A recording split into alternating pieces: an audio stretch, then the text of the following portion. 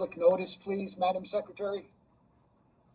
Good morning, Mr. President and Commissioners. Adequate public notice has been given pursuant to the Open Public Meetings Act. Notice has been posted at the board's office and website, emailed to the Department of State, and to newspapers of broad circulation within the state. Roll call, please. Commissioner Holden? Commissioner Holden? Are you on mute? I don't think she's in yet. I don't see her yet, no. Okay, go on. Commissioner Solomon? Here. Commissioner Shivakula? Here. Commissioner Gordon? Here. President Fiorliso? Here. Thank you. Diane, Yes. would you give me a call right after this meeting? Sure. Thank you. All right. I want to, first of all, say good morning to everyone in this virtual meeting that we're having, and welcome you to our third quarterly public comment meeting. Something I think that we're all very proud of here at the BPU. These meetings are intended to increase the board's accessibility and transparency, and to give members of the public an opportunity to speak directly to the board's commissioners on important issues of public interest. Last week, we celebrated Clean Energy Week, and this week is Drive Electric Week. It's always some kind of week being celebrated, and always some kind of day being celebrated. National Daughters Day, National Sons Day, National Cat Day. I can't keep up with all these. Your participation in our clean energy programs is paramount to helping create a greener state and to address the generational effects of climate change. For a moment, think about what you and your family can do to be a part of the solution of addressing climate change. Each of us has a role we can and should play, whether it's taking public transit, using a smart thermostat, or switching to a more efficient light bulb. Governor Murphy has set a goal of 100% clean energy by 2050 in order to ensure that New Jersey is doing its part to combat climate change. Most people don't think about climate change. When you go to bed, you think, my lights will work, the sun will shine, and the rain could fall. Ida reinforced, however, what a recent United Nations report stated. We are in a climate emergency, and it's a code red, their words, for humanity. We all must do our part to address climate change. That is the foundation of the work we are doing through New Jersey's Clean Energy Program. Our Clean Energy Division staff will present the exciting programs and resources that the BPU has launched to address climate change. As we think about each of these programs, the BPU is always taking costs into consideration, knowing that you and I and all the ratepayers of New Jersey are helping to support these initiatives. Every time my colleagues and I approve a program, we weigh the costs to customers to ensure that we are being good stewards of the ratepayer dollars. We are also engaged in a sophisticated ratepayer impact analysis with the Brattle Group. This will be a comprehensive study of the Energy Master Plan, which will take us through next year. When we think about costs, we must always consider the cost of doing nothing.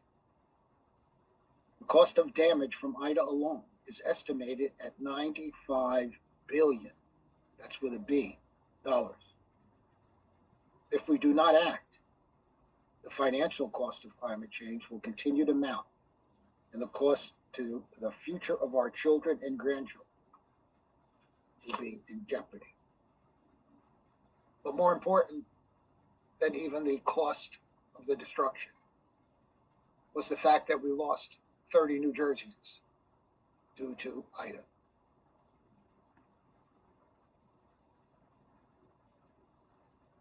We must address this boldly and aggressively, but also prudently. Do any of my colleagues wish to make any opening remarks? Thank you, Mr. President. Now you have said it all. I think the climate has become such an important issue, and climate change in particular.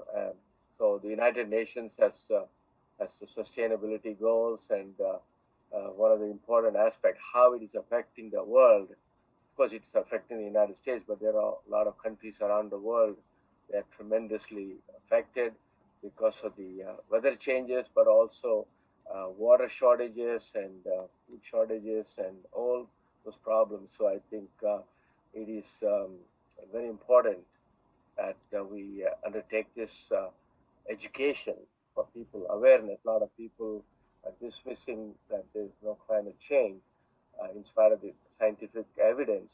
But I think the key here is that we have observed the frequency and the severity of recent storms, and I think we all have to, all of us have a responsibility to do our part. Thank you. Thank you. Anyone else have any opening comments? Hearing none, we will now hear from our extraordinary clean energy staff, beginning with Kelly Moy, the director of the Division of Clean Energy. Kelly? Thank you, Mr. President, for the introduction and your call to action to address climate change. I couldn't have said it better myself. I won't waste too much time taking away from some of the important updates we wanted to provide today on just a few of the many projects that we're working on as a team to advance the clean energy agenda. I do want to express my thanks to all the clean energy staff represented by several of their colleagues today for all the tireless work they're doing each and every day under the guidance and direction of this board to ensure a cleaner future for all New Jersey residents. I'm really grateful for the opportunity to work with such a dedicated team who's continuing to innovate and press to advance these important clean energy goals. You'll hear very brief updates on wind, electric vehicles, energy efficiency, and solar today.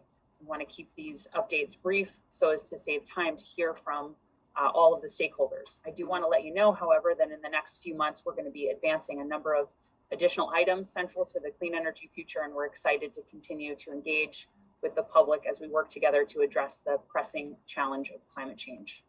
Thank you, Mr. President. I'm happy to let you introduce the staff. Thank you, Kelly. And you'll notice Kelly has a friend, and her name is Chloe, who is, as you see on the screen, lighting the way to a clean energy future. Chloe is our mascot, and any advertising we do, any marketing we do, she will be a part of that and continues to be a part, has been and will continue to be a part of that. I'd like to now introduce Jim Ferris, Bureau Chief of New Technology, and also our lead on offshore wind generation. Jim? Good morning, Mr. President. Good morning, Commissioners. Good morning, everyone. Good morning, Jim. Next slide. There we go. Thank you. New Jersey's offshore wind goal is 7,500 megawatts by 2035. In February of 2020, Governor Murphy published a schedule for how New Jersey intended to achieve that goal. We were then the only state with offshore wind goals to publish such a schedule, and I believe we are still the only state with offshore wind goals to be this transparent with how and when we intend to achieve the 7,500 megawatts. That schedule laid out 6 solicitations, roughly 2 years apart. The first solicitation was completed in 2019 and resulted in the award of a 1,100 megawatt project to Ørsted's Ocean Wind 1. The second solicitation, which had a target of 1,200 to 2,400 megawatts, was completed in June of this year and resulted in an award of an 1,148 megawatt project to Ørsted's Ocean Wind 2 and Atlantic Shores Offshore Wind, a 1,510 megawatt project. All three of these projects combined, when fully operating, will generate about 25% of New Jersey's electricity needs in clean energy. And in addition to those clean energy benefits, these three projects will inject over $4 billion into New Jersey's economy and generate tens of thousands of jobs. BPU also works very closely with New Jersey DEP and the Federal Bureau of Ocean Energy Management to make sure that these projects are designed, developed, and operated in the most responsible manner with the least environmental impact. Given that the award in the second solicitation exceeded our original target, what you see before you is a revised schedule that will again achieve our goal of 7,500 megawatts by 2035. But we have shortened it to 5 solicitations, again, roughly every 2 years. And we will review this schedule and the capacity targets prior to each solicitation and make any changes that may be warranted. Next slide, please.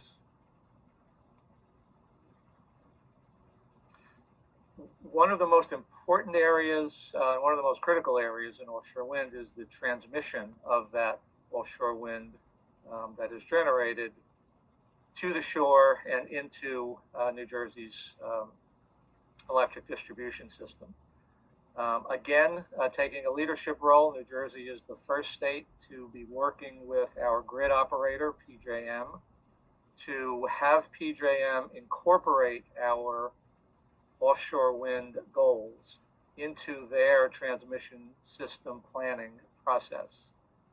PJM conducted a solicitation on BPU's behalf for a variety of different options that will hopefully result in a coordinated transmission approach. And we've done this with several goals in mind, those being to reduce the cost of both generation and transmission, and to attempt to minimize any environmental impact that results from transmission, particularly trying to minimize the number of shore landings and shore crossings from our offshore wind projects. Can we get that other picture slide up? Yes, very briefly, the transmission solicitation asked for projects in 4 different areas. You'll see the green on this slide would be projects that would upgrade the existing onshore network to be able to handle the 7,500 megawatts. The orange would be projects that bring that upgraded grid closer to shore. The yellow would be projects that would bring the energy from the ocean across the beach and connected to the upgraded system, and that's where we hope to minimize those number of shore crossings. And the blue would be connecting those offshore platforms in a what has generally been called a more traditional backbone. PJM has received these proposals. They are beginning their review. Board staff with a consultant will begin our review shortly, and hope to be able to recommend projects to the board for selection. And that's offshore wind. Thank you. Thank you very much, Jim, for your update. And it's quite a task, one that under the leadership of Kelly and her division, we are moving aggressively toward. And it's It's so gratifying to know that we have dedicated people who are moving us in a direction that fits with our energy master plan and with the governor's vision.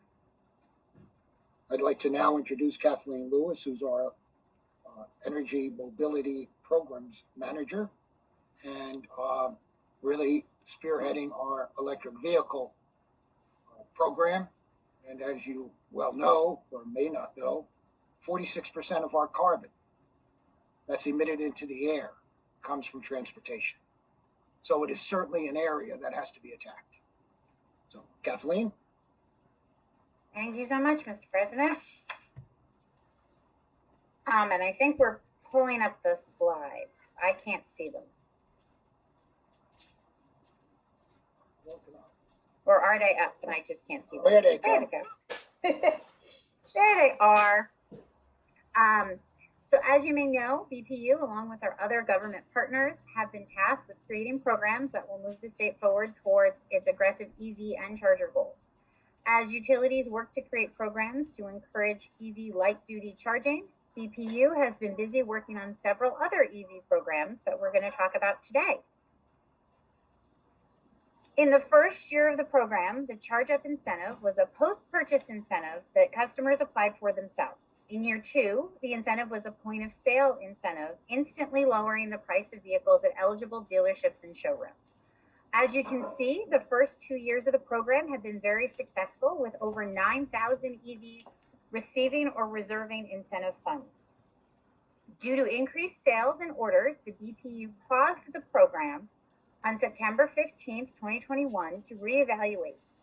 That reevaluation takes into consideration a need for more funding, the current EV market, and current manufacturing delays that have increased wait times for many vehicles.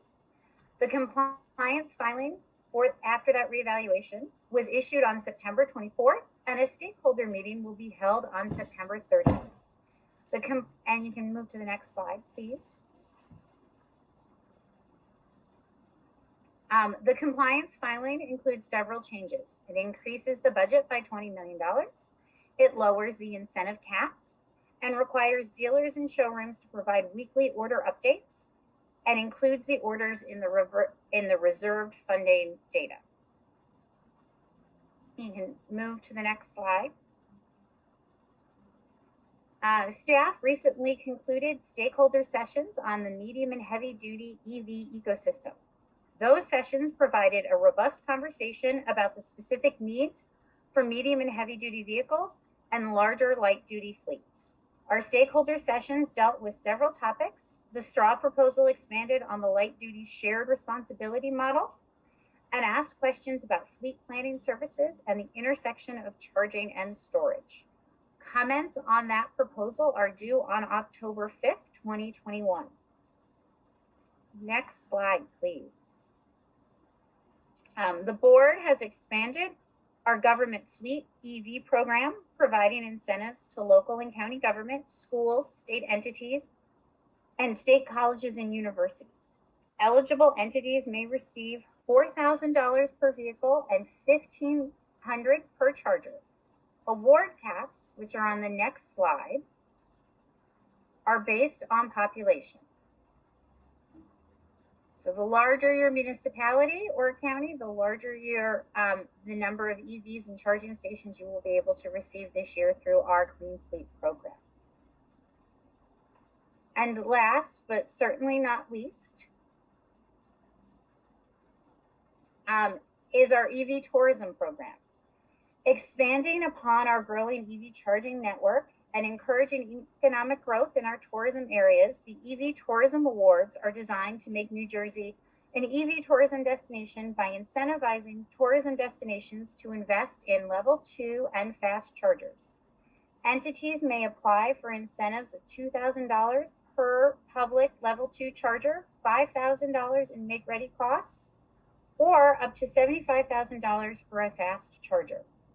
Sites can apply for up to 6 L2 chargers or 2 fast chargers, and we anticipate opening up that application process in the near future. As you can see, we have a lot of programs that will provide for charging as well as vehicles across the state of New Jersey. Thank you very much. Kathleen, thank you. And I think it has to be noted also, some have questioned where the money has gone. And I think it has to be mentioned just by what Kathleen has indicated to us. The popularity of the program, popularity of the incentives that have been given, that's where the money has gone.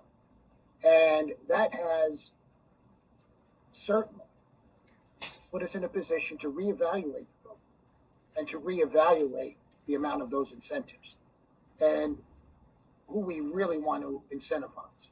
So I think those differences are important. And again, if anyone has any specific questions about the money, our books are open and we're willing to discuss anything you would like. I would like to now introduce our Deputy Director of our Clean Energy Program, Stacy Ho Richardson, who is doing, as everyone in the division, a wonderful job on energy efficiency. Stacy? Thank you, Mr. President. Hello, Commissioners, and hello, everybody. This slide shows how New Jersey's Clean Energy Program includes many program areas, including renewable energy, distributed energy resources, and specialized programs in addition to energy efficiency. Sort of just gives you the lay of the land in terms of NJC's portfolio. As you can see from this slide, the residential, commercial, and industrial building sectors combined are the second largest source of emissions in New Jersey behind transportation. So using less energy to get the same job done in buildings is one of the easiest ways to eliminate energy waste and lower energy costs for products, homes, and buildings, at the same time as meeting the state's long-term clean energy and climate goals. The Clean Energy Act of 2018 established far-reaching, ambitious goals for all public electric and gas utilities in the state to offer energy efficiency programs and meet annual energy reduction targets. Since passage of the law, the BPU has been focused on ensuring a smooth transition to implementation of this next generation of energy efficiency programs. As part of the implementation of the law's directives, starting on July 1st of this year, the utility companies are offering energy efficiency programs for existing buildings. The board approved all of the utility program plans last fall for the first 3-year program cycle. By and large, New Jersey's Clean Energy Program will continue to offer energy efficiency programs for new construction. This slide shows the share of energy savings goals between NJCEP and the utilities for both electric and gas energy use over the next few years. Targets for years 4 and 5 are preliminary and will be revisited during the current 3-year cycle to take effect in the next 3-year cycle, which starts on July 1st, 2024. Next slide, please. In addition to continuing to offer EE programs for new construction, looking at the column on the left, NJCEP continues to offer programs for large energy users, local government, energy audits, energy savings improvement program projects, among other programs.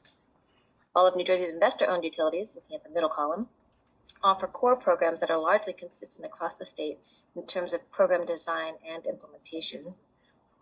In the residential space, for example, utilities are offering the following core programs: existing homes, including home performance with Energy Star, quick home energy checkups, and moderate income weatherization programs, as well as efficient products. In the commercial and industrial space, the utilities are offering the following core programs: direct install for small businesses and prescriptive and custom. Additional utility programs are energy management, which is a new program, and engineered solutions for larger businesses. Also, the utilities are all offering multifamily core programs. Multiple pathways in this program, whether through prescriptive and custom, home performance with Energy Star, or engineered solutions, will help building owners address the needs of their properties. And multifamily properties may also participate in the direct install program. Residential or C&I customers participating in a comprehensive program can work with either their gas or electric utility to access incentives for both fuels and financing, whether on-bill repayment or third-party financing on similar terms. And the last slide. Please visit our Energy Efficient Transition webpage for more information. And here are some links to, and the website includes links to NJCP and utility programs. Also, staff holds monthly EE stakeholder meeting where we report on EE programs and the progress of the EE transition. We would love to have you join us there and bring your ideas, comments, and questions. Thank you. Stacy, thank you.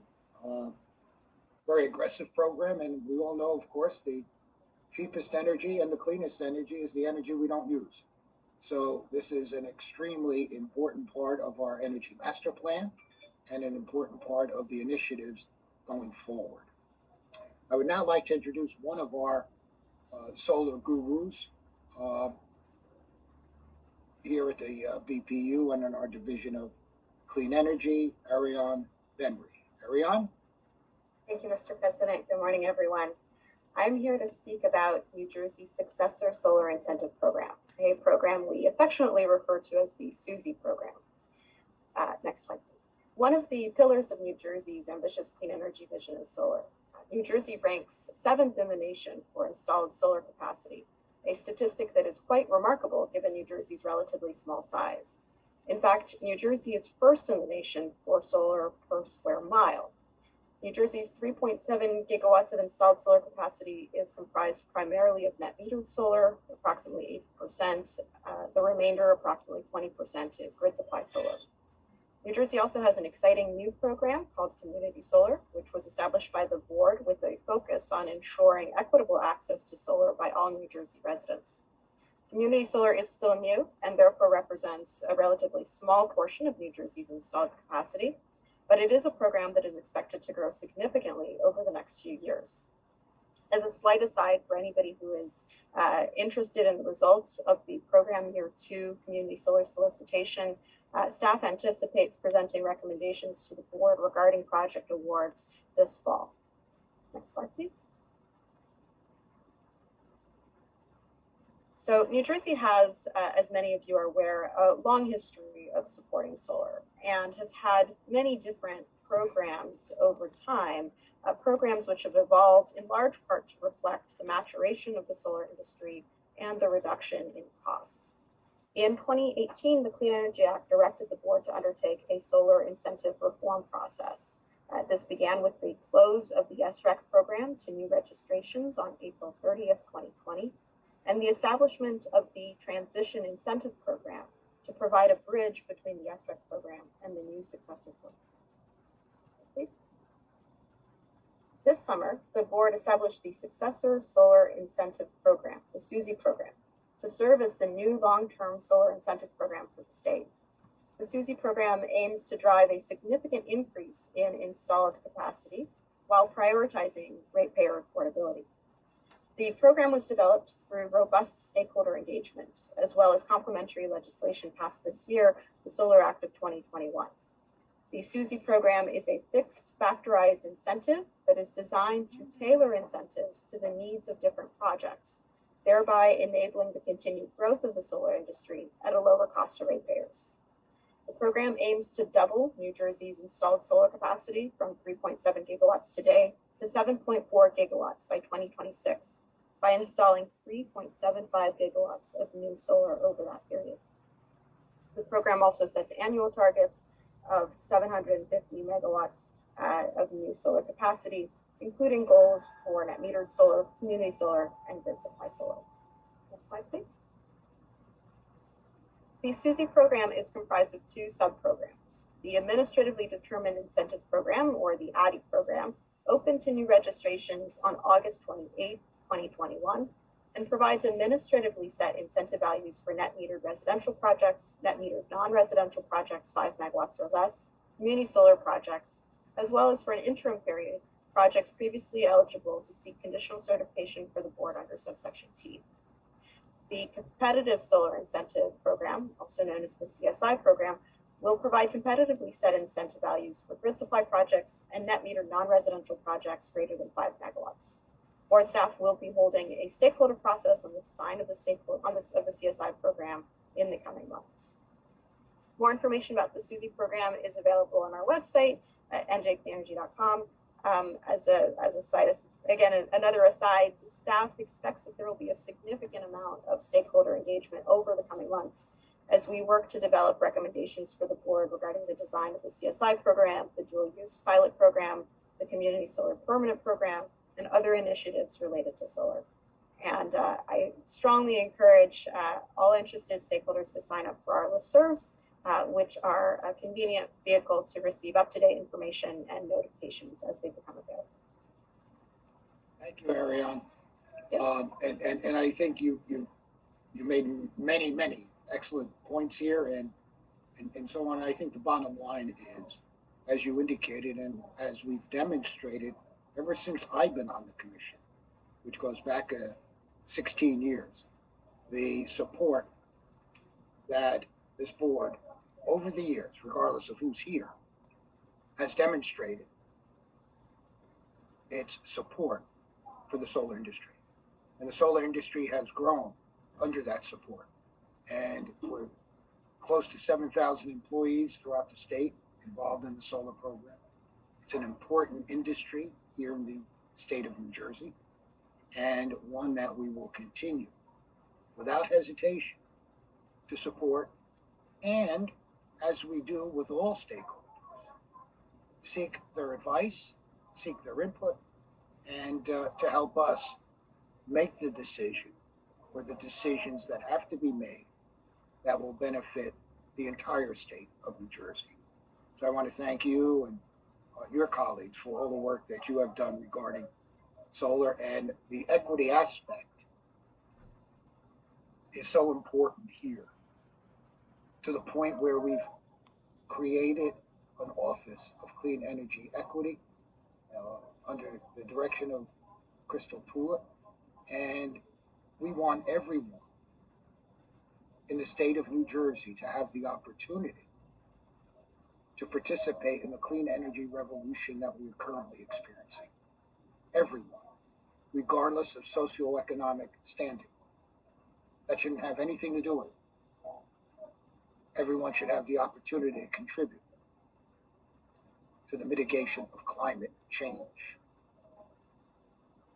Number one primary enemy that we're facing today that can alter the lives of our children and our grandchildren and subsequent generations.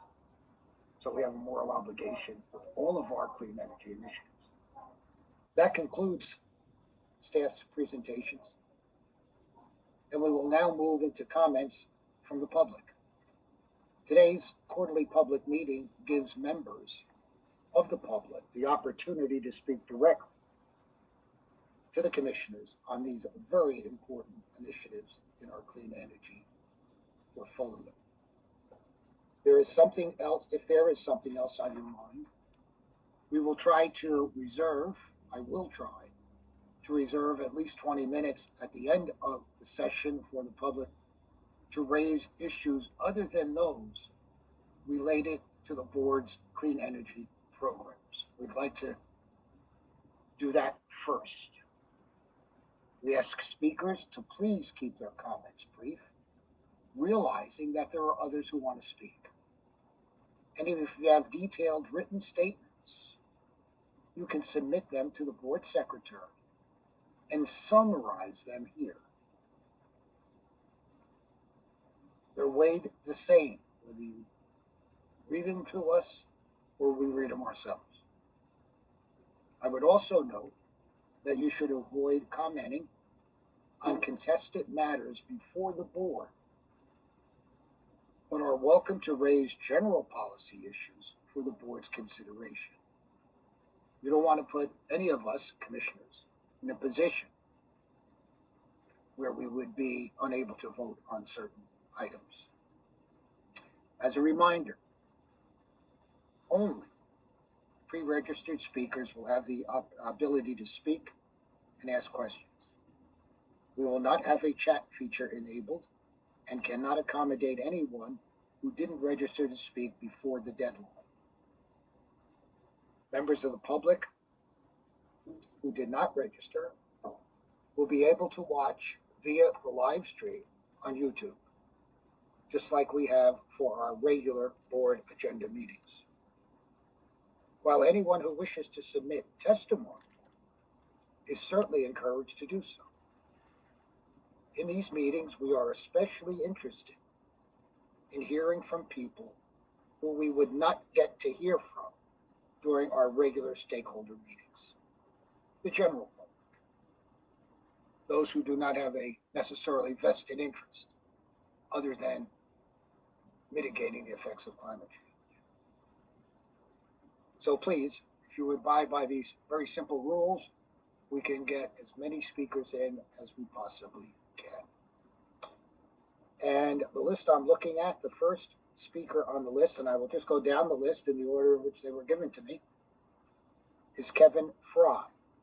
And if you would just spell your last name and your affiliation when I call you. Mr. Fry.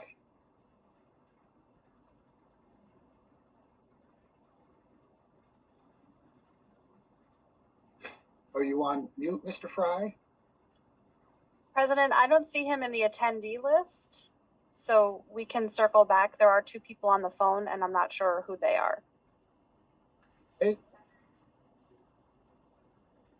Annika Colston.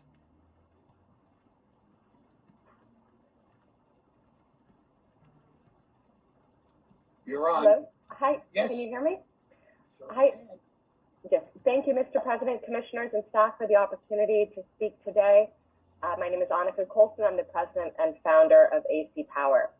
AC Power is a women-owned solar development company focused on developing projects on landfills and other previously disturbed projects. We have 4 operational projects in New Jersey, awarded projects in Community Solar Year 1, and submitted 9 applications for Community Solar Year 2. I'm here today to speak briefly about the need to align messaging and manage expectations in the solar market among all stakeholders. Specifically, as it relates to the New Jersey Community Solar Pilot Program, a great deal of work is completed prior to submission of applications, including partnerships with various stakeholders, such as township governing bodies, local planning boards, community and workforce development partners, property owners, and ratepayers, to name a few. A great deal of goodwill is shared and commitments are made in an effort to submit the strongest application possible. These stakeholders have asked several times for an update on the program and awards. They want to understand timing and incorporate the program into their forecasts and allocation of resources. Unfortunately, we have been unable to provide any updates as the BPU has elected to not provide timing on awards. The last public information was shared on April 6th.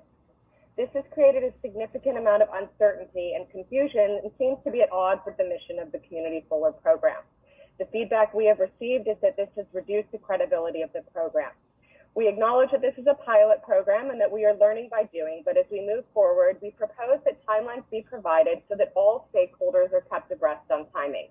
It is great that you are making these meetings available.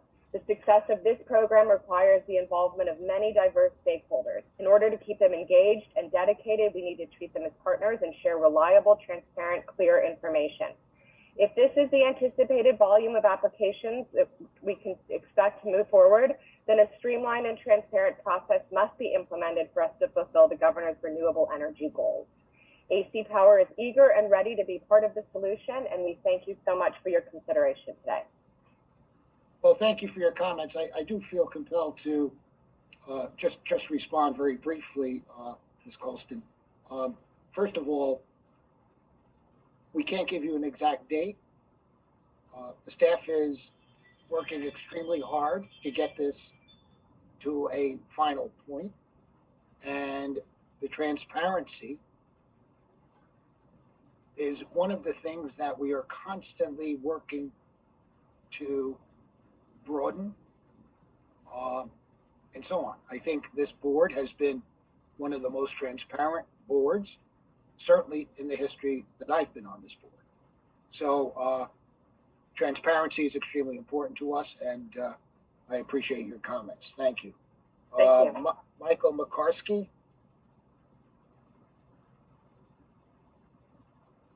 Mr. McCarskey, make sure you're not on mute, sir.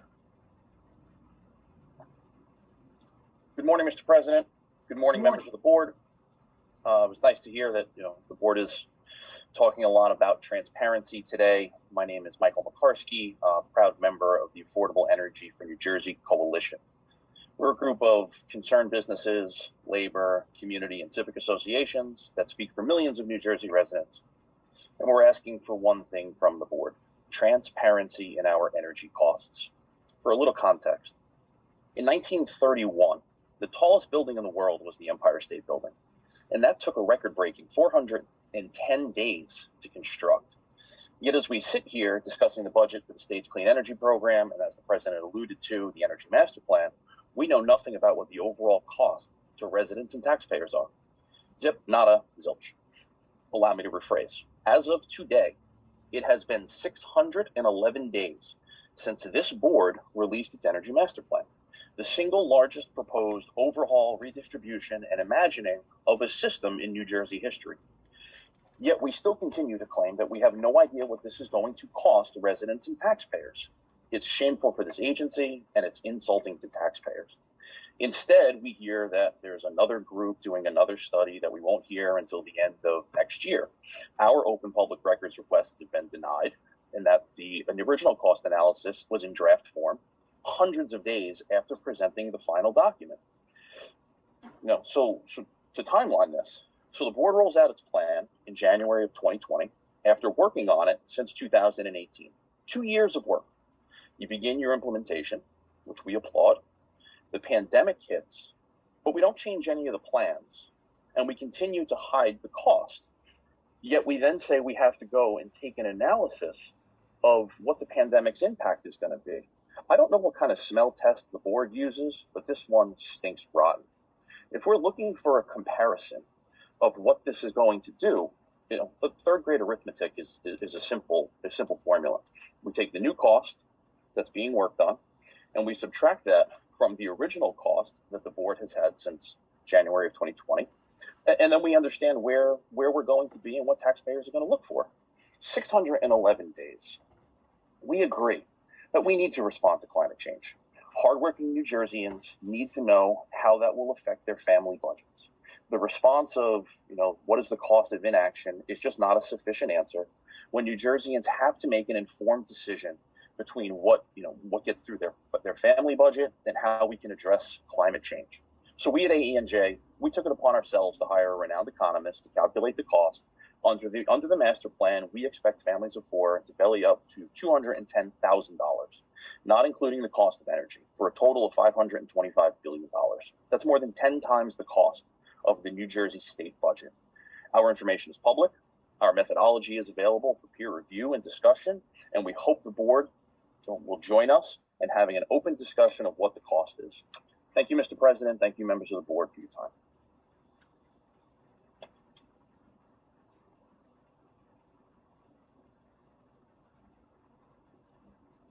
Mr. President, you're on mute.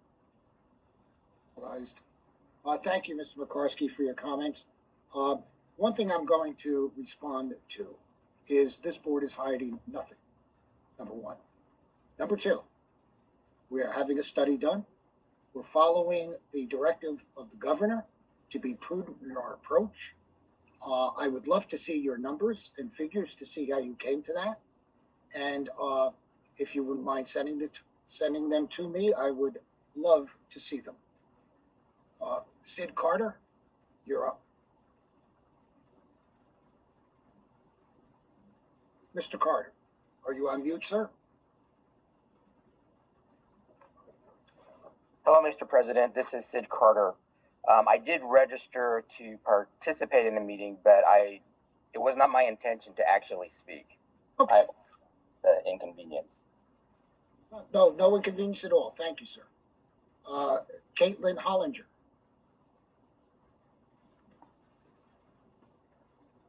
Caitlin? Hi, Mr. President. Thank you so much. My name is Caitlin Hollinger, and I'm a policy manager at Blue Wave Solar. I definitely appreciate the BPU taking the time today to listen and engage with the solar industry. I do want to first just briefly say Blue Wave wholeheartedly supports the comments that will be made later by the Coalition for Community Solar Access, as well as other CCSA members who will be speaking.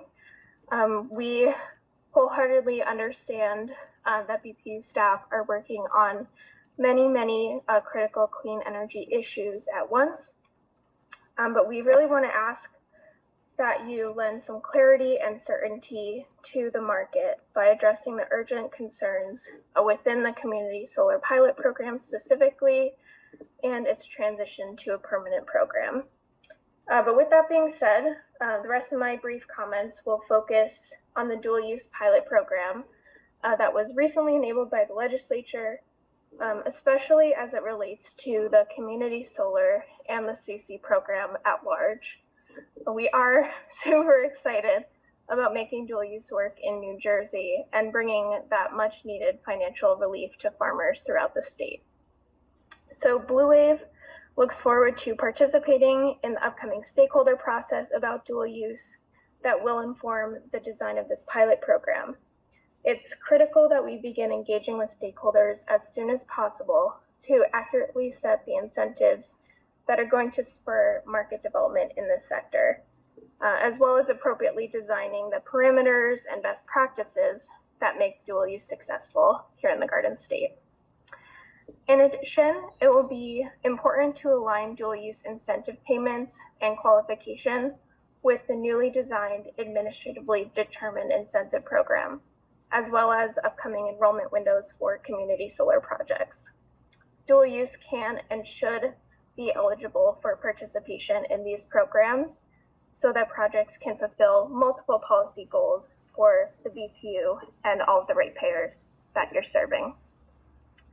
So we urge the BPU and the Secretary of Agriculture to ensure that farmers are centered in this conversation as we get dual use projects up and running. Farmers should feel empowered to make the best decisions for their land and their businesses. And our farming partners in New Jersey are more than ready to begin implementing dual use best practices to grow crops like blueberries, tomatoes, and leafy greens under solar panels. I really encourage you to welcome their input and give them the tools that they need to thrive. Blue Wave stands ready to assist the BPU in its decision-making about dual use and community solar. So please begin these stakeholder conversations now and feel free to reach out to us with any further questions. Thanks so much for your time. Thank you for your comments, Ms. Hollinger. We are in negotiations with the Department of Agriculture as we speak, and we welcome input from every sector of the farming industry. There is no one out there that we will not listen to. As far as community solar is concerned, we will be moving into a permanent program at some point, and there will be stakeholder meetings where your input is welcome, as everyone else's is also welcome, and to allow us to make certain decisions. I am very happy that you acknowledge that we are going down a number of different paths here at the Board of Public Utilities to try to mitigate the effects of climate change. I understand, the board understands the necessity to be as aggressive as possible. By the same token, we want to make sure we're as correct as possible. And we don't want to be in a situation where haste makes waste. We want to make sure that whatever we put forth is in the best interest of the people of New Jersey. And we are always open and have done this consistently to tweaking programs that need to be tweaked. So we're very flexible. We want to be prudent. We want to be careful so that we are not in any way wasting the money of the ratepayers here in the state of New Jersey. That is not our intent. And I thank you again. Leslie Elder. Good morning, and thank you so much for the opportunity to make comments today. I am Leslie Elder. I'm the Mid-Atlantic Director for the Coalition for Community Solar Access, or CCSA. We are a trade association representing industry leaders in community solar industry. We have many active community solar members in the pilot program. You just heard from one of them, Caitlin. We also support the comments of all CCSA members and the comments just made by Blue Wave about the dual use program. We are extremely grateful for the support of the solar industry, and particularly community solar industry in New Jersey. And we really look forward to engaging with staff in the stakeholder process. We couldn't agree more with the board's focus on equity and ensuring everyone has the opportunity to participate in the clean energy revolution. Today, I would like to express the urgent need to bring clarity, predictability, and focus to the community solar program to ensure that all capacity is used and distributed for the pilot program in energy year 2022 and set the program up for its long-term success. Taking this course of action will not only provide high-paying jobs and training opportunities and help the Garden State achieve the very ambitious clean energy goals that you have set, but more importantly, deliver electric bill savings to New Jerseyans and some of the most disadvantaged communities. We do acknowledge that the Community Solar Pilot Program has experienced both programmatic and administrative delays, which tends to happen as a state is testing a new initiative, let alone when there's a global pandemic that's happening. However, maintaining the timing of the program is incredibly important to its success. As you have already heard today, there are growing concerns about the announcement of Pilot Year 2 awards and that the capacity awards required in Energy Year 2022 may not occur. The BPU began the Pilot Year 2 process a year ago and still has not announced the awards for 410 projects that posted in February. This has already resulted in some property owners of our members informing community solar developers that the timing of their roof rights have expired and that they're going to be moving on. Furthermore, all contracts have strict timelines that have to be met between the developers and the landowners. The uncertainty in awards or what's next in the community solar program is making it extremely difficult for us to meet those needs and to be able to communicate effectively the timelines of development.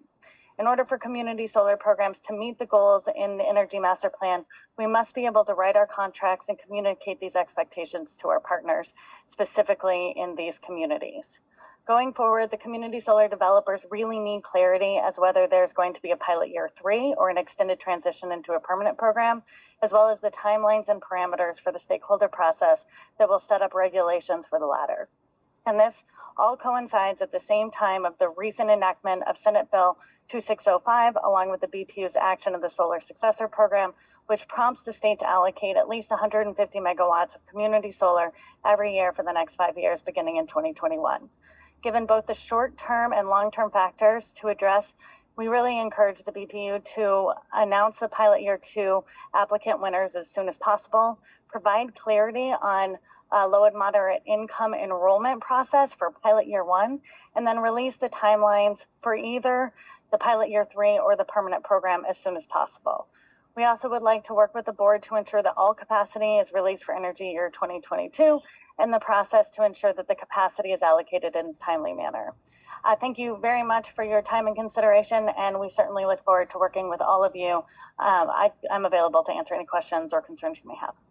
Thank you, Ms. Elder, for your comments. The greatest gift this body can give anyone is certainty, and that certainty is coming down the line.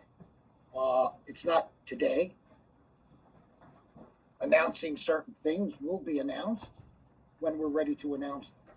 And we are very, very conscious of the industry's anxiousness regarding certain aspects of it. And we are working diligently to provide that type of certainty for the industry, just as we've always done over the past 15, 16 years. Michael Butler.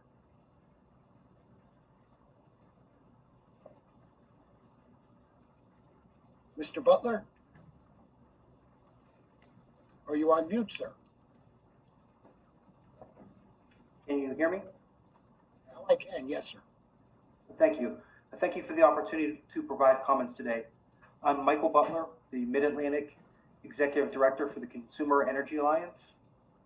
Consumer Energy Alliance brings together consumers, producers, and manufacturers to engage in meaningful dialogue about America's energy future. Founded in 2006, Consumer Energy Alliance is a nonpartisan, nonprofit organization representing virtually every sector of the U.S. economy, from the iron and steel industry to truckers, airliners, agriculture, labor unions, restaurants, chemical manufacturers, small businesses, and families across the nation. Our more than 500,000 members support a rational, all-of-the-above energy policy that utilizes all of our domestic natural resources, both traditional and renewable, while ensuring continued progress in protecting our shared environment.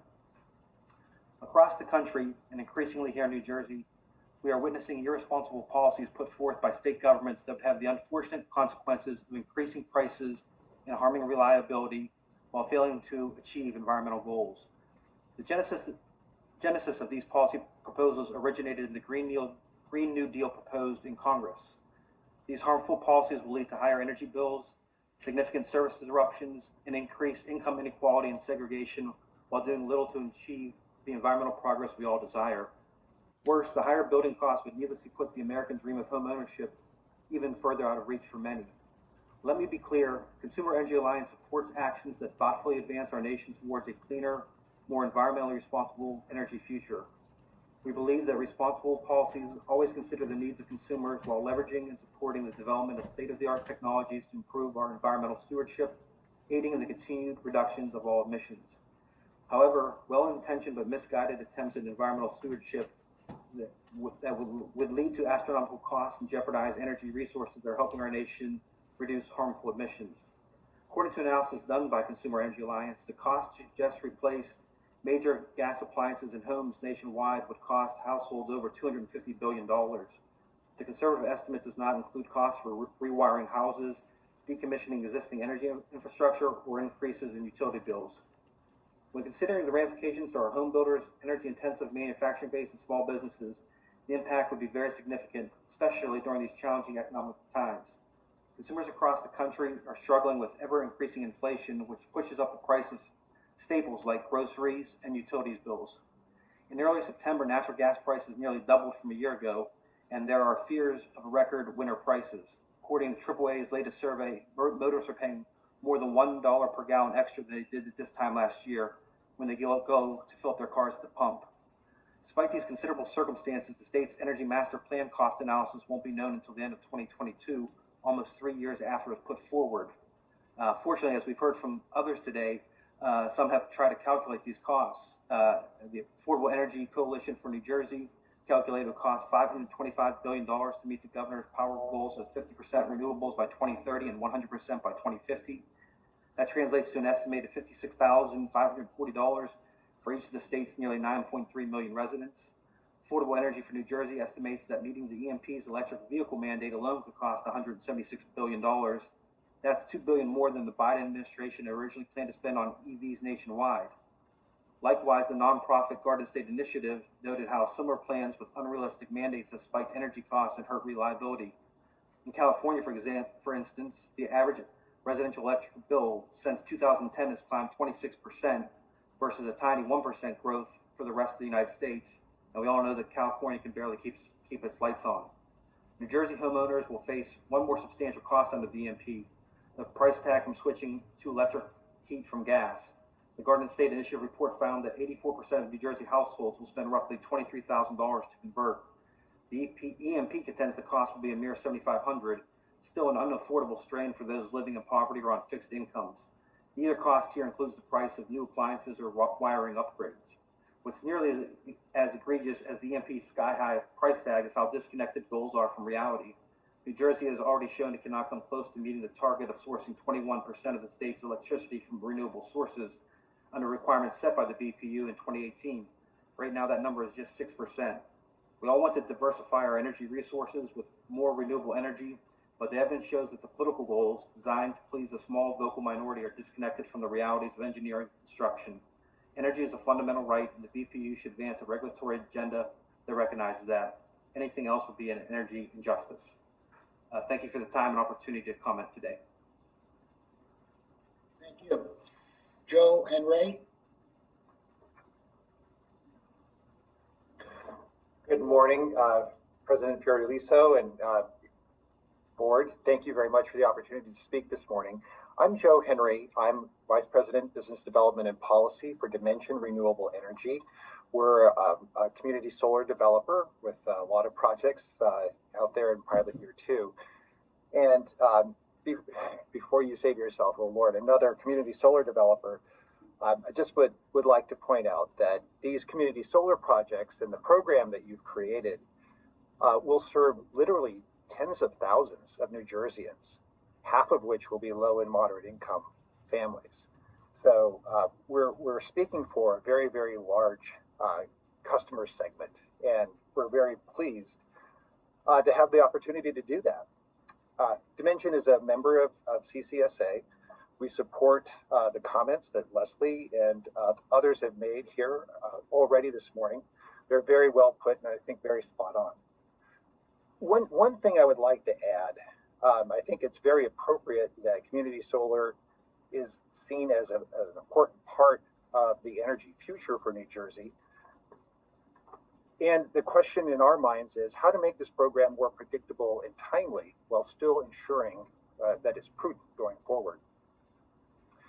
I would recommend that as the board looks at the next round and the permanent program, try to avoid putting your staff in a position where they become a bottleneck in a program. As has been pointed out a little bit earlier, that it's been a long time since we submitted our applications. The stakeholders that we've engaged inquire monthly about what's going on, when can they expect to see the financial support that we're committed to giving them. But month after month, we have to keep telling them that it's going to be a little bit longer. That's a very challenging situation to be in, and it would be much better going forward to have a continuous program rather than one that's so episodic and unpredictable. So in order to make that continuous program work, I think the board and the staff should take some of the important learnings that they've gained over the past 2 years of the program, look at how to use project maturity requirements, such as interconnection, to make the program less of a free option and more of a program where serious projects, when they're ready, come to the board, ask for permission to be part of the program. We are certainly looking forward to being part of that, and we deeply appreciate the hard work that's been going on behind the scenes. We know with so many applications and so much work, it's going to be a little bit of a delay. And we're looking forward to making it better as we go forward. Thanks so much. Thank you, sir. I just want to make mention, and you know, I'm happy to listen, and we're happy to listen. Everybody wants to speak. However, if you're going to just repeat things that have already been said, we understand the certainty aspect as far as community solar. We understand your concern about the permanent program, and so on. Repeating it is not going to make us understand anymore. And I say that with all due respect, but I'd like to hear other comments that are not the same as previous speakers. So if you could just kind of keep that in mind, I would certainly appreciate it. Sarah Moon.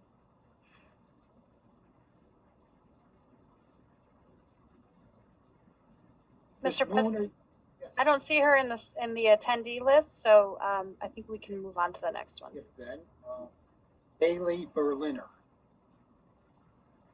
Hi, good morning. Thank you for the opportunity to speak today. My name is Haley Berliner, and I'm the Clean Energy Advocate at Environment New Jersey. Environment New Jersey is one of the state's largest citizen-based environmental advocacy organizations, representing more than 20,000 dues-paying members and more than 60,000 activists. I'm actually going to take a little different perspective here. So, yeah, I want to thank the BPU for holding this meeting, first on the clean energy programs today and hearing feedback from the public. And the main point I want to make in my brief comments today is that the clean energy program is doing strong work in supporting integral clean energy projects, but the program's effectiveness is still hampered. Every year, the Clean Energy Fund, which funds the clean energy programs here at the BPU, is rated during the budget deliberations, a trend which has continued during the Murphy administration. In the past 5 years, an average of $126.2 million has been diverted from the Clean Energy Fund each year to fund other state priorities. Recent funding rates have directly supported New Jersey transit operations, which has never been the focus of the Clean Energy Fund. And there is, however, a clear need for the money for its intended purpose here at the BPU. The Charge of New Jersey program, for example, which funds the electric vehicle rebates had to shut down early again this month because the EV rebates have proven to be so incredibly popular, which is a clear sign of success of the point of sale rebates. And now, as was mentioned, the BPU is considering adding $20 million of additional funds to the program by diverting money from other clean energy programs like energy storage. We do definitely need more money for EV rebates, but we shouldn't be forced to underfund or eliminate other budgeted clean energy programs. There are also new clean energy programs coming into the mix shortly that will need funding, like the electric school bus pilot legislation that will be passed and signed into law this winter. This pilot program will require the BPU to provide grants to school districts to purchase electric school buses and the related charging infrastructure using clean energy fund dollars. Electrifying school buses is a crucial way to reduce air and carbon pollution and provide children with a safe and clean ride to school. And we ask the legislature and Governor Murphy to fully end the raids on the fund so that more clean energy and electrification initiatives can be created with the more than $80 million that has been rated annually. And lastly, there are programs that have been budgeted but have seen their funding reduced. We need to resurrect these programs with the proper funding, such as energy storage. New Jersey is a nationwide leader in solar energy and is emerging as a leader in offshore wind, and yet we have not made the aggressive progress we hoped with the mandates from the 2018 Clean Energy Act on energy storage. The law's prescriptions, which were repeated in the 2020 Energy Master Plan, are 600 megawatts of storage by 2021. This has come and gone, but it is as critical as ever to make investments in energy storage now and still hit the goal of 2,000 megawatts of energy storage by 2030. We recognize the difficulties the BPU and its staff faces in achieving the goals of the various clean energy programs without full funding. This is why it is imperative that the rates of the Clean Energy Fund stop for good during this next budget cycle. To hit all of Governor Murphy's ambitious renewable energy and environmental goals, mitigate the impacts of climate change, and keep New Jerseyans healthy, the Clean Energy Fund needs the full $844 million per year to fund NJPPU clean energy programs. Thank you. Thank you for your comments, and I might just mention the fact that the amount that has been taken from the Clean Energy Fund has consistently decreased under Governor Murphy. Rebecca Petchel, I hope I said that right.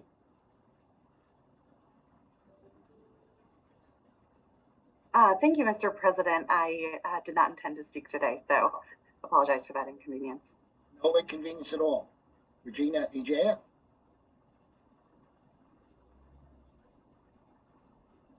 Regina? Yes, sorry, I had to unmute. Thank you, President Fortaliso and BPU commissioners. We haven't seen you in a while. No, it's nice to be back with you today, and I appreciate you giving me the opportunity to speak. As some of the commissioners know, and yourself, I lead the nonpartisan public policy organization, the Garden State Initiative. And today I also speak to get more transparency on the cost impacts and planned implementation of the EMP in order to better inform and educate citizens. I stipulate, of course, that the threat of serious climate change in New Jersey is real and justifies the growth of renewable energy sources throughout our world. To date in our state, however, we have not clearly answered the question that's uppermost in many New Jerseyans' minds. How will my monthly utility bill be impacted? The current cost of energy in our state is very relevant for context today, I thought. In 2020, New Jersey's residential electricity rate was the third highest versus 5 neighboring states and 10th highest nationwide. And the rate our New Jersey businesses pay was second highest among nearby states and 9th highest nationwide. So understanding these costs for renewable power sources is essential for any business or resident thinking about how much it will cost me to stay here in New Jersey. Cost of heat and light, as others have commented, is the third highest monthly cost for our residents behind housing and food. New Jersey's monthly utility costs have been growing contrary to industry trends and the experience of other states. New Jersey's residential electricity rates climbed 4.6% last year. It's the largest rise among our neighboring states. In fact, rates in 4 of our 6 neighboring states fell. So this translated into electric bills for New Jersey more than 30% higher versus the US average. So as the staff already presented today, EMP calls for a fundamental transition from lower cost sources to others that right now are expected to cost 3 times more than current sources. Natural gas and nuclear power generate 93%, as all of you know, of our state's electricity. The cost is generally viewed as about under $40 per megawatt. With the intention to reduce the lower cost sources by nearly half of our total power supply, and contrasting that with wind and solar today, which account, again, has already been said, 5 to 6%, and they're expected to backfill all those lower cost sources. So the concern, of course, is that these new renewable, especially offshore wind facilities, are contractually committed at $120 per megawatt in 2026. So this shift, increasing the mix of much higher versus lower cost energy sources, cannot avoid, unless we can see more detail, exponential increases in every New Jerseyans' monthly utility bill. Other states who've engaged in renewable and exploring these have experienced, as in California's case, that again was mentioned before, that where it's even a lower contributor in terms of 29% of the electric power in the state, but their cost is almost double the US average. And they've been the leader in pushing renewables. And it's already on the public record, I think you all know, from this summer, that California authorized 5 temporary natural gas fueled generators to avoid more blackouts, which were caused by their inability to reliably retain and supply power based upon alternative energy sources. So, to try to sum up, where energy policy is concerned, the public frequently is too overwhelmed with many of the technical issues. And our state EMP has to demonstrate clearly that it is striking the balance between moving to total renewable energy sources while considering the economic burdens that New Jerseyans already bear. We deserve to know how much will be required to pay to heat and light our homes and businesses going forward. So in summary, for that reason, any action on the plan's major elements, we believe, must be delayed until, at the very least, the complete cost analysis you mentioned earlier this morning is finished at the end of 2022. I believe the stakes are simply too high for all of us to do otherwise. So thank you very much for allowing me to comment today.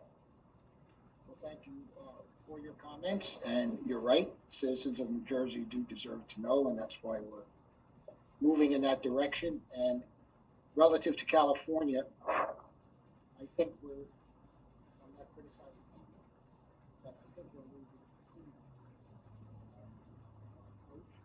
and realize that there are certain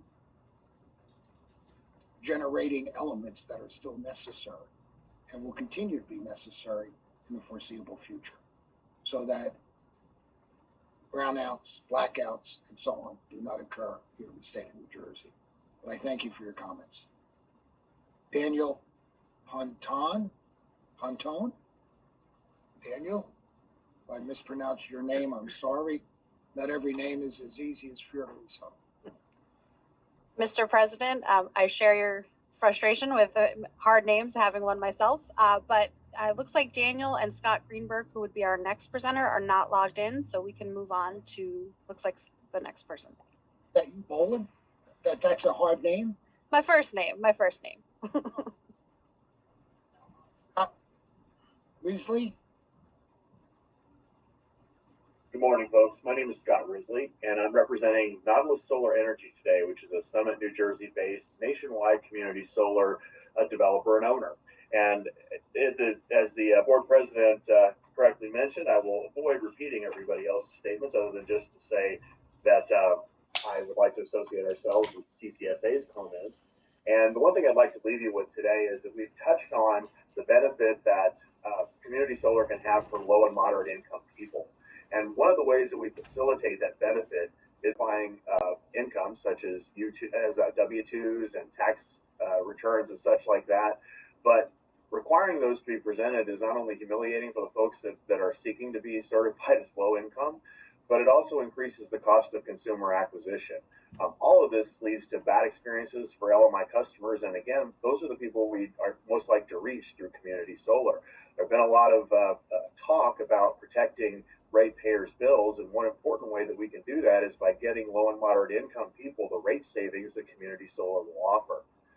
in addition to helping them save money, we can reduce another barrier to participation by keeping these LMI certification requirements simple, such as using self-attestation, identifying people by census tract, or other participation in low-income utility programs or other low-income benefit programs.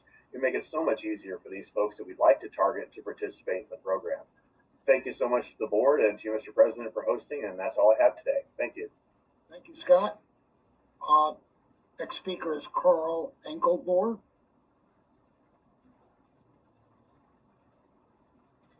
Mr. President, it looks like Carl and our next speaker, Brendan, are not on, so we can move on to the next. Katie Fury.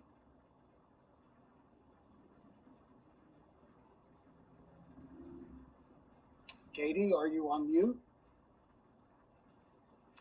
I'm sorry, I registered, but I did not intend to speak, so I apologize for that. No apology necessary. Thank you. Jake Springer. Yes, thank you, President Fiordaliso. My name is Jake Springer. I'm a Senior Policy Associate with Nexam.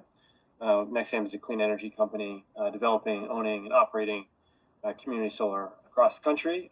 We were fortunate to be awarded under year one of the Community Solar Pilot Program and look forward to more opportunities here under the remaining pilot program and the forthcoming permanent program. So I appreciate your time, President Fiordaliso, and the commissioners, and I think obviously the questions on the timing and the program dynamics have been, well covered here. Scott also touched on, the verification processes under this program, but I'd like to add a little bit to that. I think overall, the program's goal for low-income participation can only be enhanced by revisiting and improving these verification rules. As you know, and the board has already recognized the challenges in the original program rules. And true to the nature of a pilot, the board has already acted to improve these measures, which were a very good first step. But respectfully, I think challenges still persist in this regard.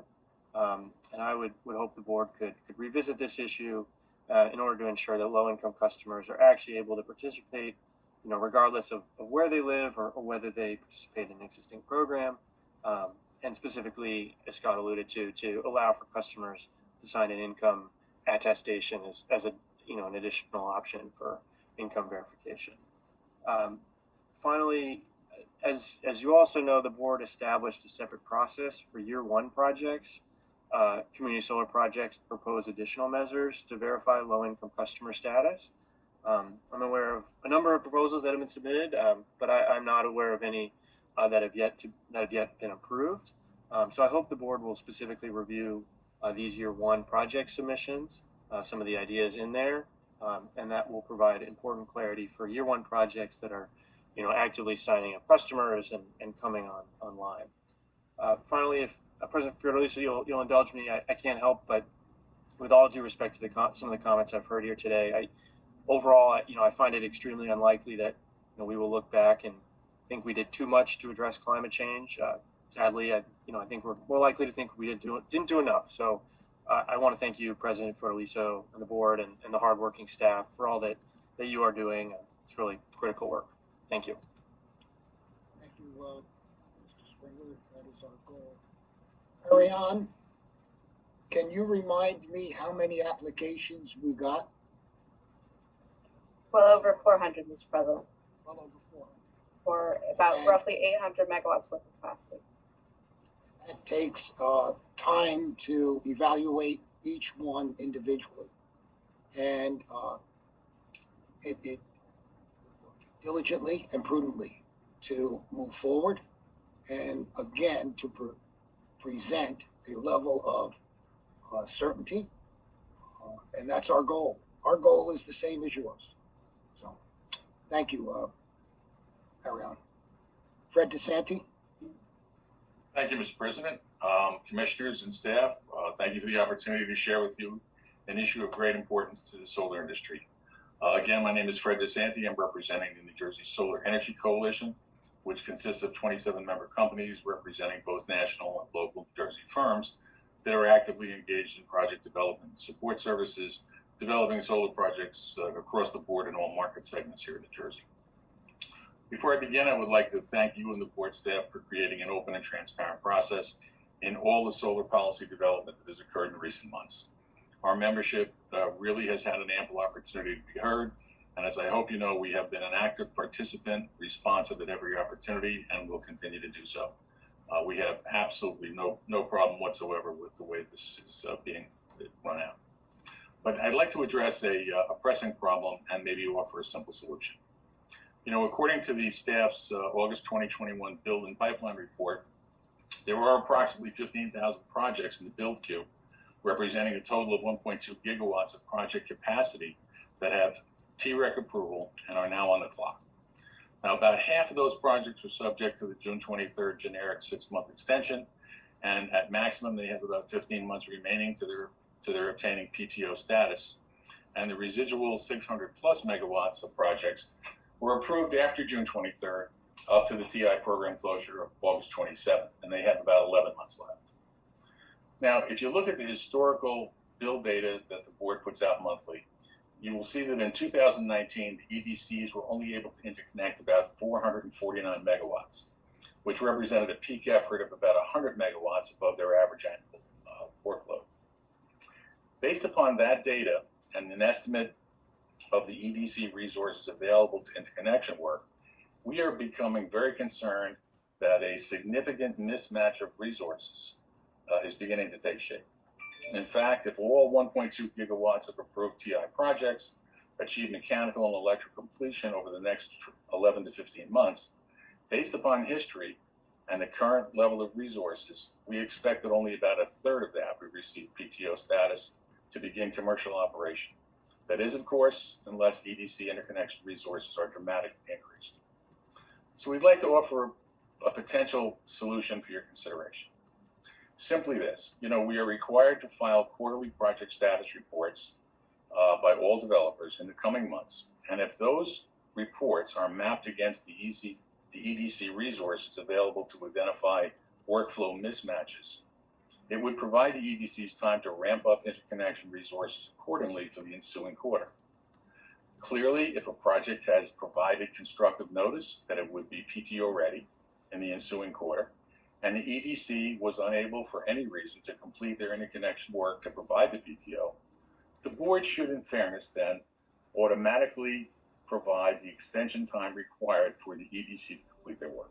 Again, conditioned upon prior certification by the project developer that the project is mechanically and electrically complete, awaiting only the EDC PTO status, noted in the previous quarterly report. This would add a great deal of stability and order to the process of providing EDCs with an appropriate planning tool and help relieve anxiety on the part of investors and developers to continue to fund project construction. Clearly, the downside of not acting is draconian. Let's consider the circumstances that would otherwise present themselves to a totally completed project. First, they would have to go back to their customers and possibly the roof lease brokers to re-engage in negotiations, then required by the change in incentive levels that exist between the transition and Susi programs. Some of these completed projects may not then economically pencil out and survive these negotiations. But those that do would now face a second hurdle. They would have to reapply into the successor program and hope that the 150 megawatt tranche has not been exceeded. Because if it has been filled, they must then consider reapplying in June of 2022 to find space in the Energy 2023 program. Remember, this is for a project that was electrically and mechanically completed before the deadline and noticed the EDC in the preceding quarter of the completed status. We think this process would be fair, and if the board would consider amending the process in an order, it would significantly help provide investor confidence in continuing to fund ongoing construction. You know, the same concern was echoed by board staff in the June 23rd order. And I quote, staff is concerned that many solar developers and installers believe that either they are unlikely to meet the TI program deadlines to qualify for an incentive under the program, or are finding it difficult to arrange for construction-related financing. And that's the key. Let's peel it back a little bit further. You know, it's no surprise that the confluence of COVID-19, raw material shortages, Chinese panel impoundments by U.S. Customs, shipping problems, roofing material shortage, and even the Commerce Department's anti-circumvention tariff threat just to name a few things, have all resulted in continuing project delays. But let's put some numbers on these things. Currently, there's a 24 to 48 week lead time for solar modules. Orders placed now are receiving delivery dates of third quarter 2022 based upon most Tier 1 solar module manufacturing guidelines. Some folks are even already sold out for all of 2022 based upon the national surge in demand as other states try to keep up with New Jersey and step up to their climate responsibilities. Roofing materials for commercial rooftops where re-roofing is necessary, which involve most large New Jersey rooftops, are running 36 to 48 weeks. So virtually all deals that require re-roofs that haven't already started re-roofing are simply not going to make their target date. Steel delays are running 8 to 12 weeks. Inverters are running 4 to 8 weeks late, and permit delays are also running 4 to 8 weeks behind expectations. Now we know that with 11 months remaining to meeting the deadline, it's easy to kick the can down the road and say that we should wait to see what develops with our supply chain and our emergence from the pandemic, hopefully. But as we have discussed, investors are concerned now with continuing to finance ongoing construction, and many of our members are therefore compelled to file formal petitions to document these circumstances. Now, all we hope is that the board will affirmatively consider these petitions expeditiously based upon their merits. There are a great number of viable projects that could otherwise be lost. So again, our twofold ask is very simple. Consider amending by order the EDC PTO process in order to exempt completed projects that have provided constructive notice in advance and yet have not gotten EDCs to respond in time. And secondly, consider on the merits the extension of petitions that will now be filed on a case-by-case basis to save projects threatened by the laws of construction finance and other project-killing considerations. As we all know, we have a great number of major policy issues to resolve. We will be at the table heading into the fall, and we plan to participate actively in that stakeholder process. Unfortunately, potential industry chaos associated with not addressing these important extension issues now will only distract us from that important work and create a good deal of unnecessary stress. We hope that the board will step back and consider these issues in the context of achieving the governor's renewable energy goals and the stability and order that these actions will help bring the solar development and financial community. So we would certainly appreciate your consideration of those. We think they're pretty simple fixes, and it would certainly relieve a lot of anxiety and hopefully keep good projects that are well formed on track. I thank you for your time, and if you have any questions, I'd be very happy to help answer. Thank you. Whately Foreman.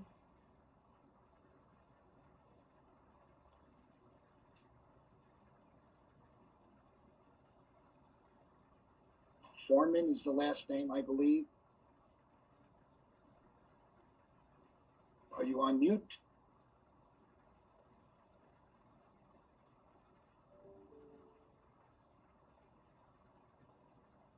Karen, is this person Yes. logged in?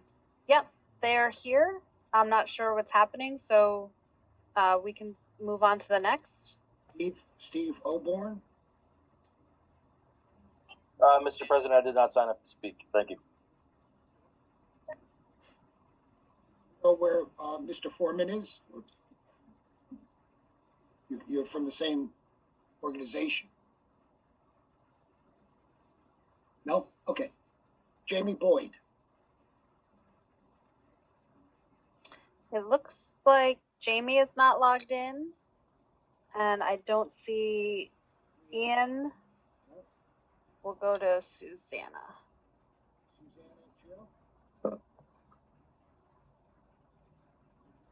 Am I unmuted? You are. All right. Thank you very much. Thank you, President Fiordaliso, and good morning.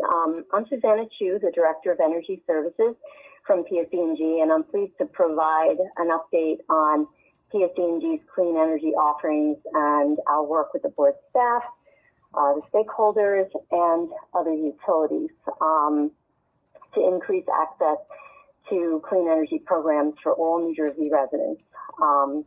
First, I'd like to thank the board for hosting these quarterly meetings and providing an opportunity for customers, advocates, utilities, other parties to discuss current issues and provide updates.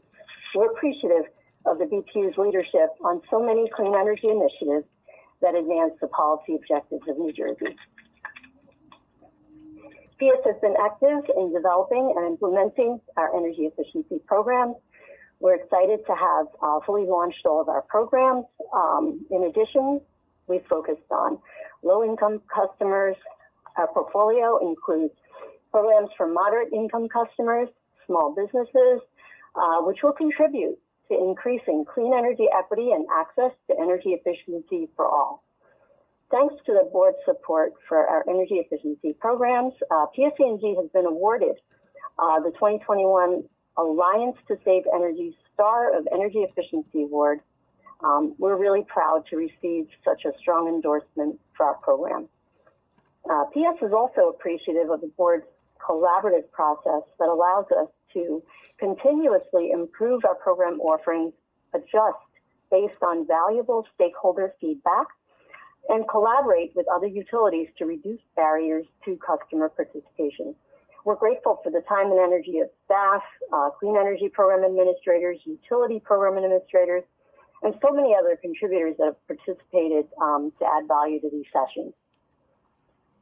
And with the expansion of PSE&G's energy efficiency portfolio, we've already created hundreds of jobs through Clean Energy Jobs Program, and we've fostered partnerships within New Jersey in order to generate economic opportunities for up to 2,000 unemployed, underemployed, low and middle income New Jersey residents, and expand opportunities for the diverse suppliers in delivery of the energy efficiency programs. And we've also been active participants in the BPU's workforce and equity working groups. We continue to engage with the New Jersey Council on Green Economy and other partners such as the New Jersey Department of Labor, local chambers of commerce, and social justice organizations to provide job and training opportunities in New Jersey's underserved communities, which is just so important now more than ever. We're also grateful for the flexibility that allows us to respond to changing situations. So, for example, we're really pleased to announce that PSE&G is going to be providing enhanced program incentives to customers who are impacted by Tropical Storm Ida, modeled off of, thank you very much, the BPU's Enhanced Incentive Program after Superstorm Sandy. So through these enhancements, customers who receive electric or gas service from PSE&G and live in FEMA-designated disaster areas are going to be able to participate in the existing PSE&G energy efficiency program and receive some higher incentive values to help them rebuild in the aftermath of Tropical Storm Ida. So for more information on all of our programs or to access applications, interested parties can please visit pseg.com/energy efficiency, and you should be able to find all the information you need there. We have had recent similar successes related to the launch of electric vehicle initiatives, which is critical to transforming the transportation sector to achieve New Jersey's clean energy future. PS thanks the board and board staff for your ongoing efforts to drive New Jersey to achieve the state's ambitious emission reduction and clean energy goals. We fully support these efforts and appreciate the opportunity to work with the board and to continue New Jersey's clean energy future. The electric distribution companies can and should play an important role in promoting and developing clean energy solutions for New Jersey. And PS encourages the board to take full advantage of the resources that the EDCs are ready and willing to offer to help realize these very important goals, including bringing our experience, expertise, and trusted customer relationships. PSE&G appreciates the opportunity to comment at this meeting, to participate in the many clean energy programs and proceedings from the board.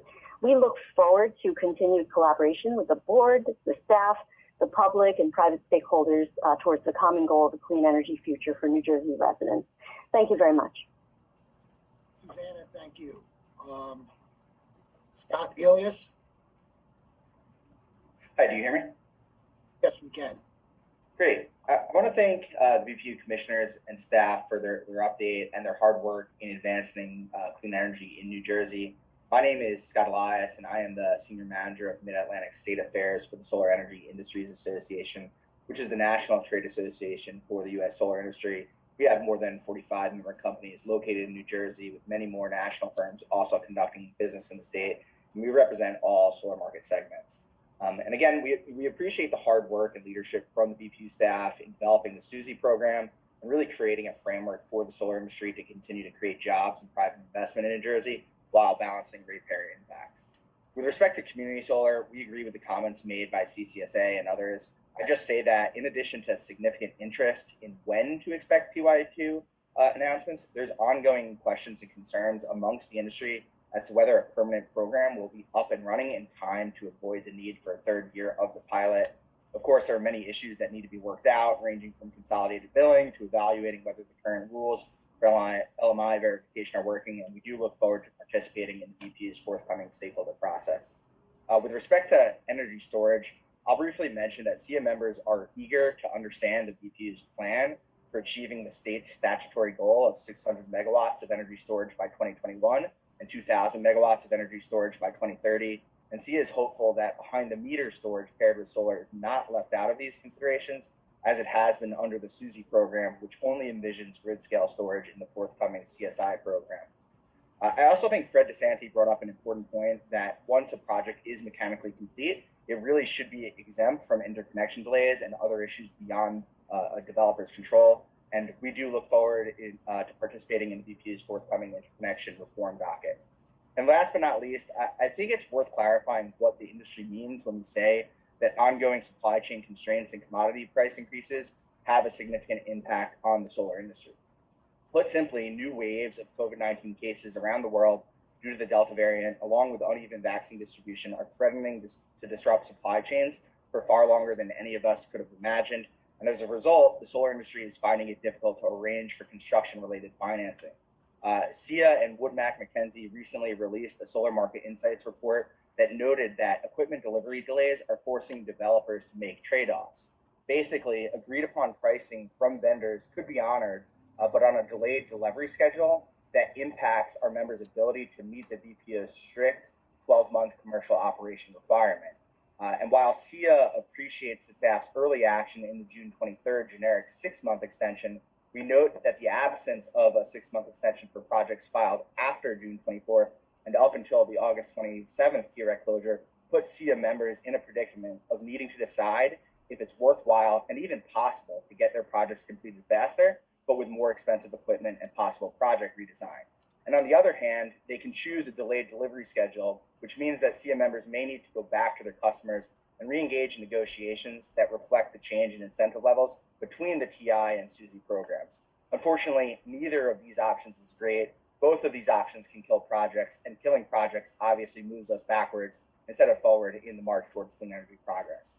And to really put that in perspective, we are hearing that investors are reluctant to take the TREC cliff risk, particularly in light of COVID-related procurement delays, and especially for more complex projects like canopies and public customers.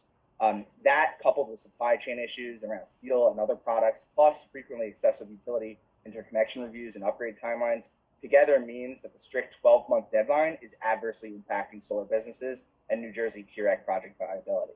So in brief, we understand that there's a lot of important work ongoing before the BPU. We look forward to working with you on each of these matters.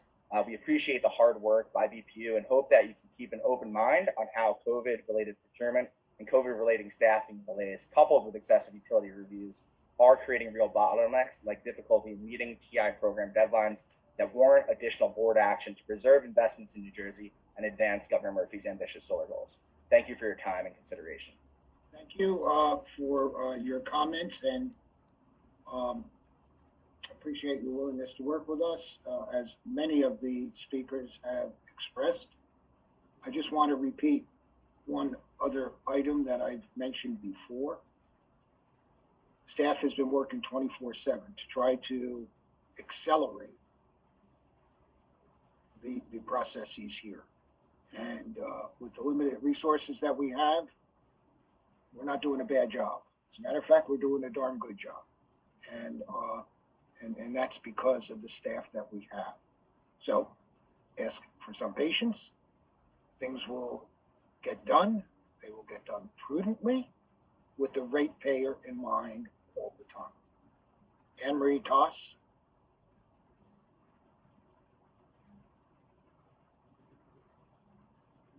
Thank you for the opportunity. I did not request to speak.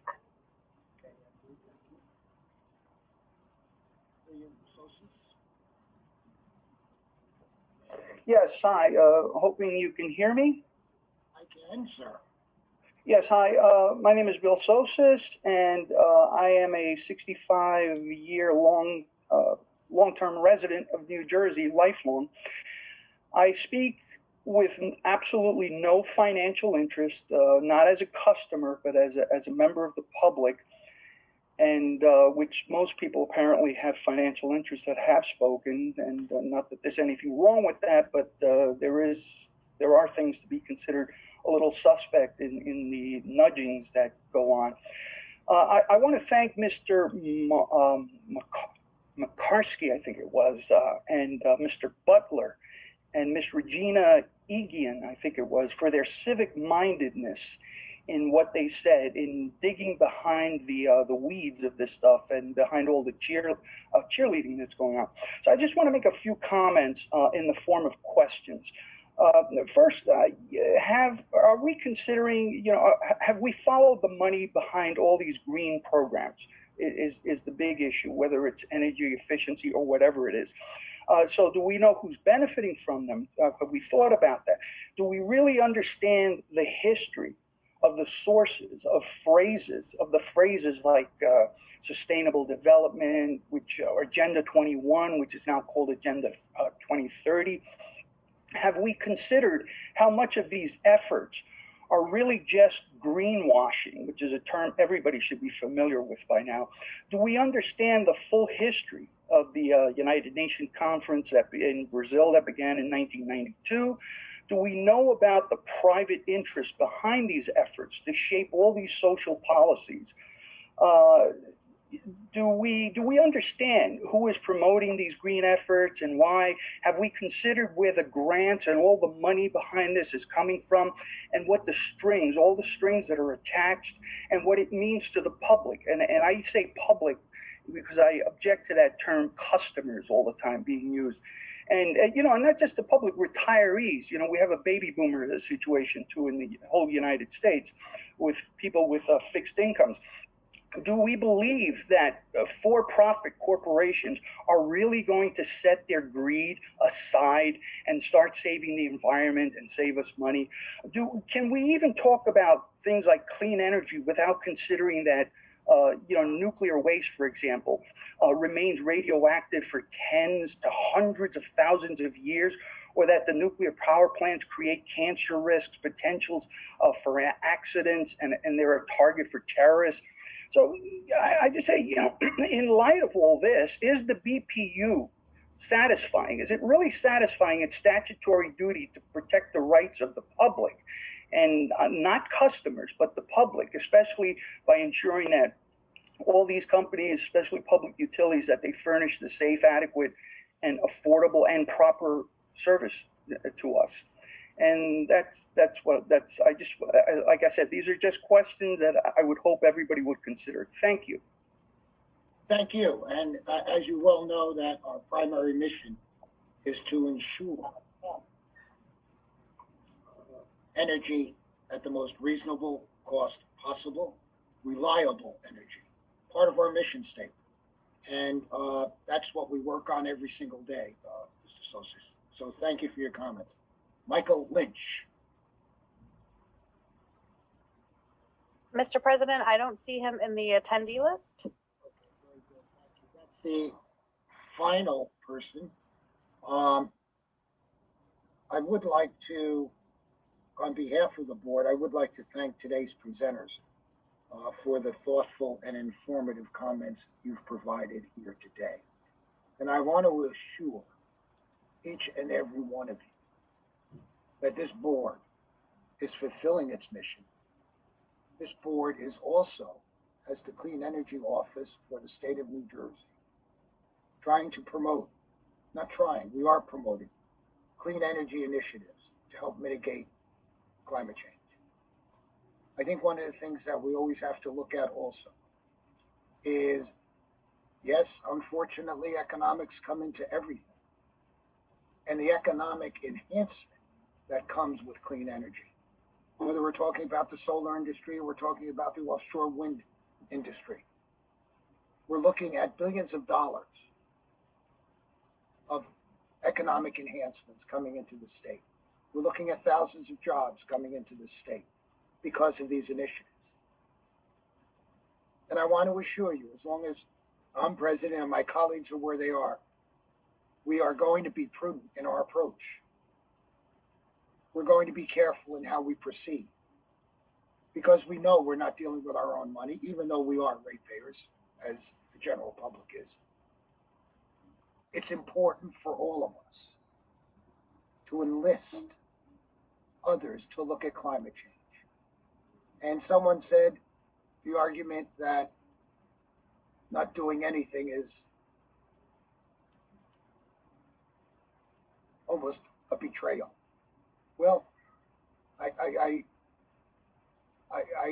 am very, very conscious of the fact that if we don't do something, we are betraying future generations.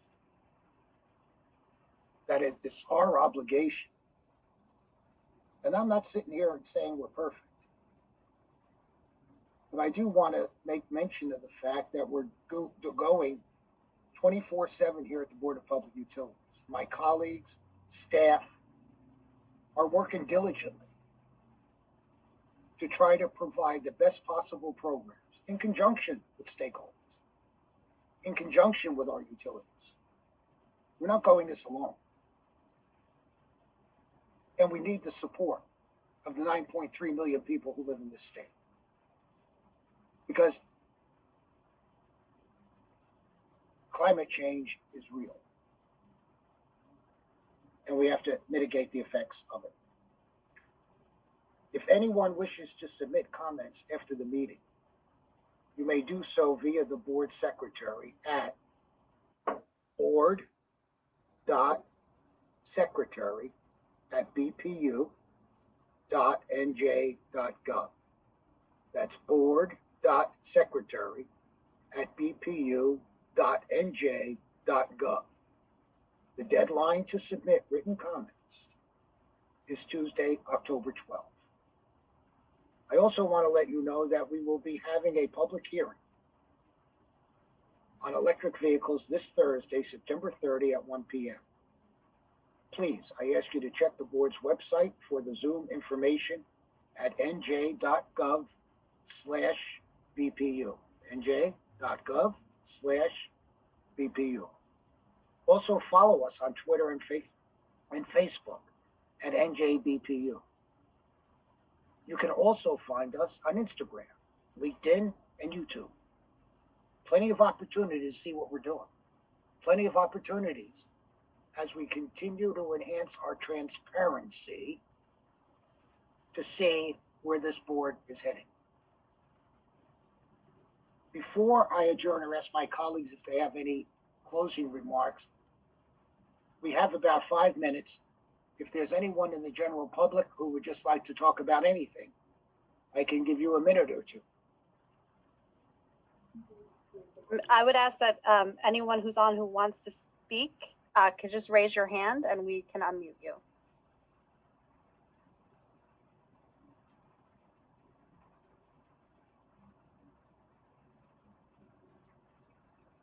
Hello? Yes, sir, Mr. Sosis. Yes, hi. I'm sorry. I just want to make one last comment. Also for consideration, I think everyone, not just in New Jersey, the country, but the entire world has to realize that the big problem we're talking about, climate change, if you add it all up, about 90% of this comes from about 3 industries, like namely the agricultural, the oil, the energy, whatever. Yet this is all being framed as personal responsibility issues. where it's up to the public. It's up to the public to, you know, enact ordinances that punish them for past behaviors and all that. Like, for example, plastic bags. I never in my life made a plastic bag. Okay, I never made a plastic bottle. I never did any one of those things.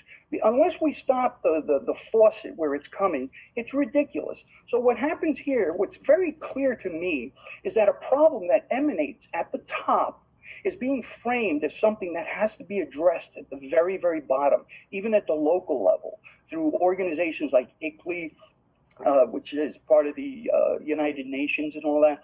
So it's really people on the top who are really exploiting the public, just trying to do anything that they can to either prolong or maintain the status quo. Unless we think about this realistically, you know, all these things are just cheerleading with pom-poms that are really, you know, unfair to the public and not really doing anything. This is why we're talking about things in 2050 and things like that. So that's all I have to say. I think we just have to focus on the reality of the situation. Thank you very much for letting me speak, and I appreciate everything that everyone's doing, especially this opportunity. Thank you.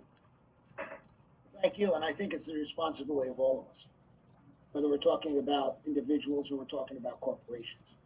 And things are done, are being done, have been trying to be done over the years relative to corporations also.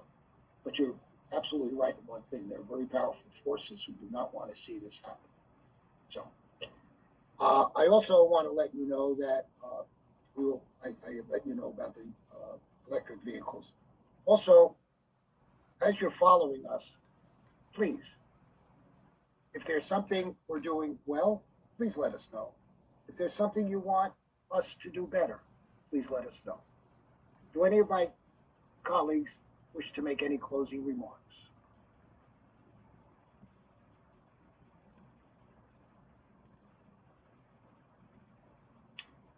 Hearing none, if there are no other items, may I have a motion to adjourn this meeting and ask all of you to look forward to our next quarterly meeting. Do I have a motion? So moved. Second. All those in favor? Aye. Aye. Diane, you'll give me a buzz, please. I will. Have a good rest of your day.